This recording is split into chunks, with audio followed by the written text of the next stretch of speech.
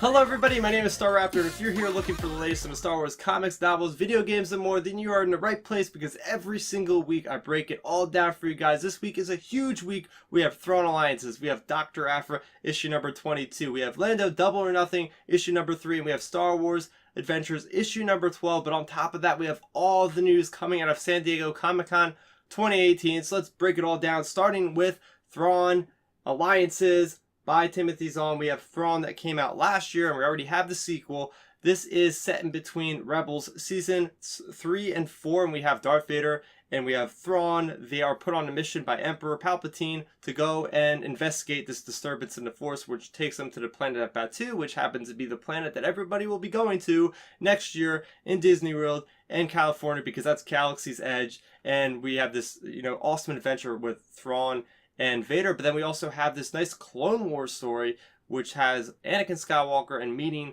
Thrawn for the first time back in the day, and they actually go on this adventure to find where Padme went. And that's pretty much all I want to talk about with the novel. I will tell you guys, this is pretty much required reading. There is a lot of stuff in here that I think it's going to be essential information, maybe even going into episode 9 perhaps, or outside of that. There's a lot of very interesting things, and after I got done reading this, there was a lot more questions I had than I had answers for, and that was actually something that you should always be looking for, at least for me. Is like, I want to be able to just constantly think about, ooh, what are the repercussions of this, and I definitely got it from this book. But it was a really good read, really solid, a lot of interconnectedness between both of those storylines, which would seem like they're completely apart, being they're in completely different time periods, but it really worked. And I will say I have my spoiler-free review on the channel right now, and I also have my spoilers discussion, which has been full of great speculation and theories that people have been putting there in the comment section below. So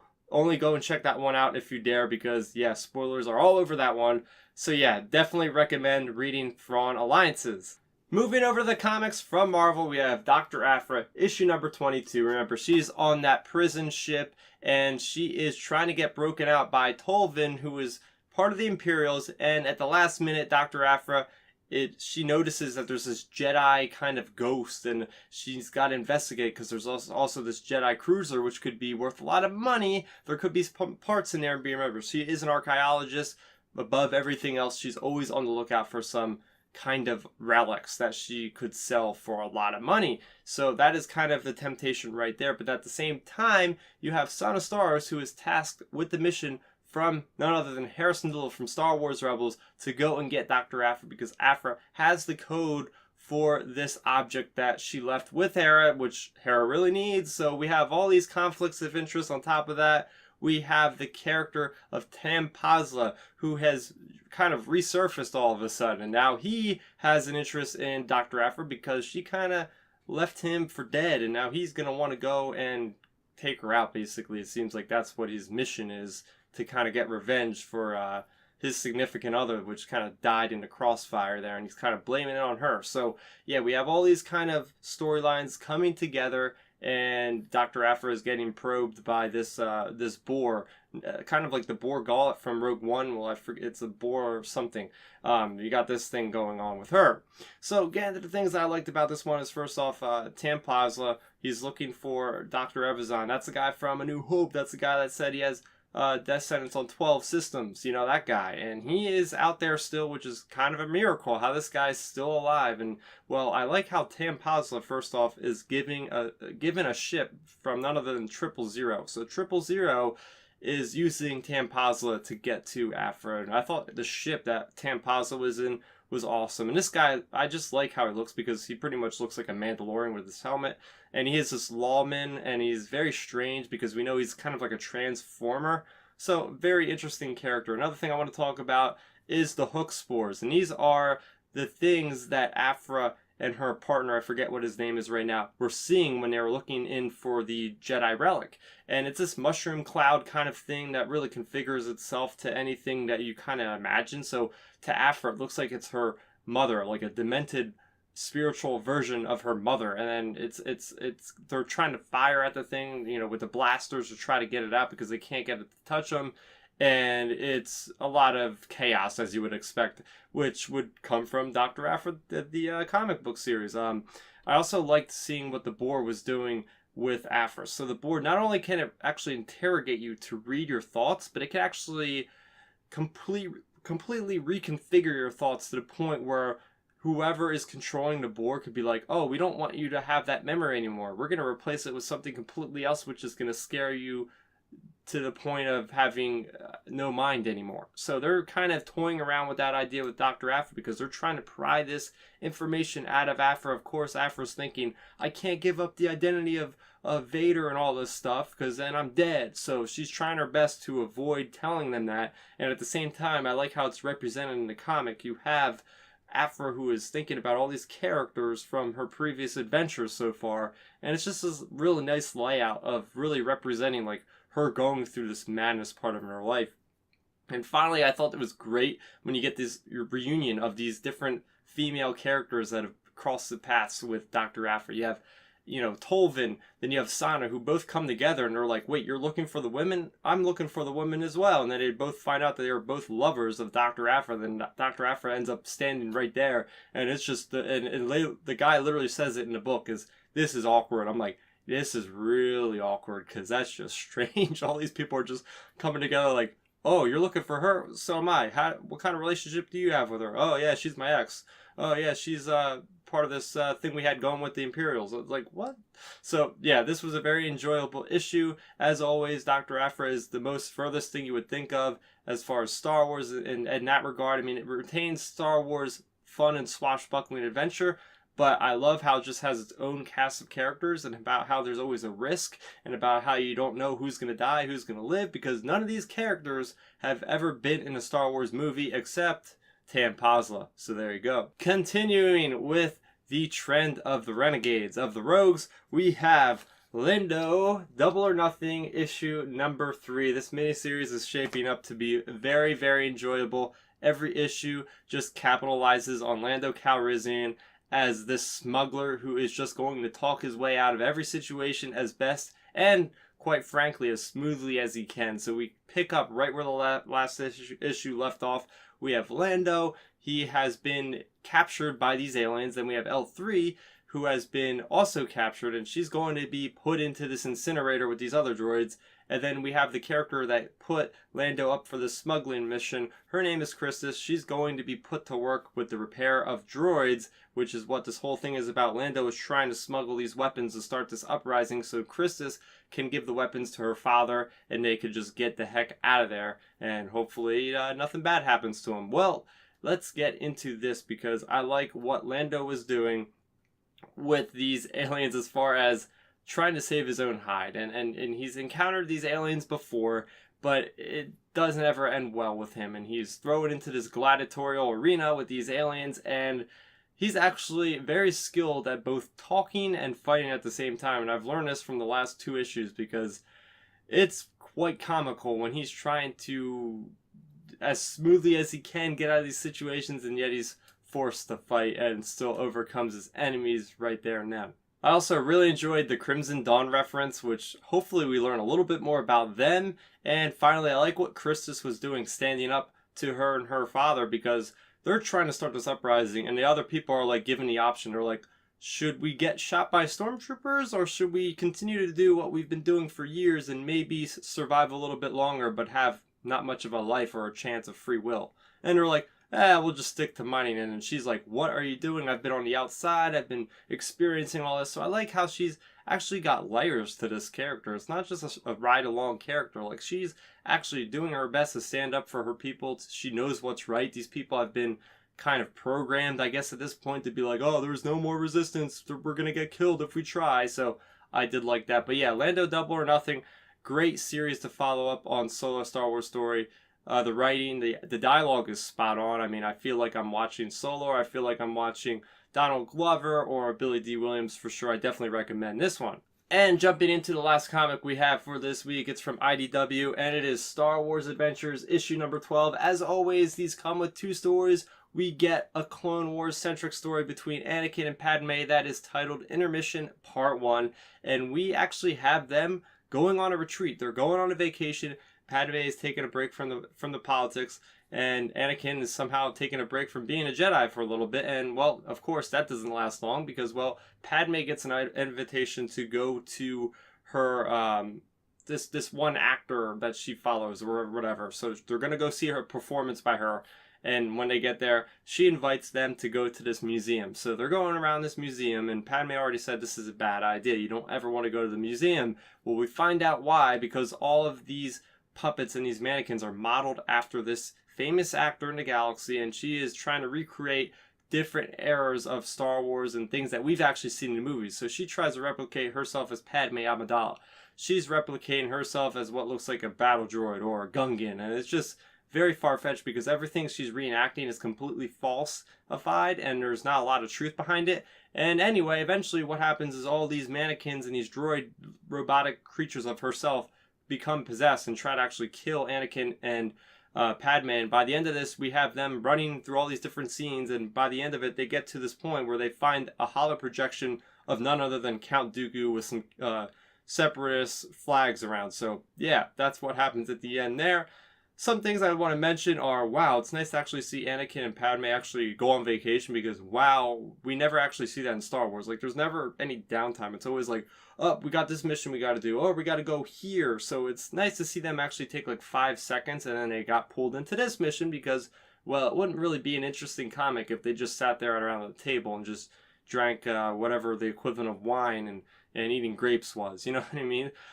Something I thought that was interesting was they showed the Endor village, which could have been Brightfall Village, and they had Ewoks, but we never had these characters encounter Ewoks before, and I'm pretty sure the Ewoks never encountered humans before Return of the Jedi, so I thought that was a little bit strange. Going into the next story, it's called A Small Push, and this one is also during the Clone Wars. And we have this character who is a Twi Lek. Her name is Nisha Tor, and she is probably maybe 10 or 12. I don't really know what the Twi Leks are in age because I'm not sure how much they age. And, well, she's kind of walking around all sullen-like because no one actually is accepting her. Her mother's gone, her grandmother's gone. She's, I guess, just a street rat, and everybody looks down on her, and everybody talks crap to her and tells their children not to go near her because she's disgusting. And, well, she just decides to leave the village one day, and she kind of has an accident and falls off the cliff. And she's hanging there for dear life, and who comes to save her but the Jedi Master himself, Mace Windu. So Mace Windu kind of, you know, lifts up her spirits a little bit and pushes her over the cliff to get her to safety. And that's pretty much the story. I thought it was a little strange about how everybody was acting towards her. Just because her mother outcasted her doesn't mean that she has to be the outcast herself. Why doesn't everybody hate her mother instead of the poor girl? Because she's just trying to survive. I didn't think that was really much.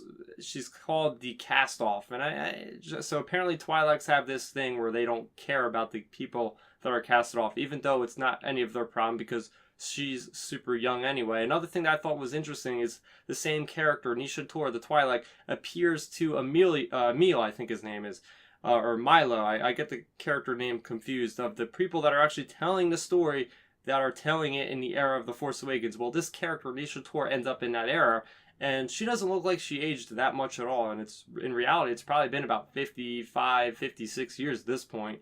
So again, I don't know the anatomy and the physiology of a Twi Lek, but it doesn't look like she aged too much at all.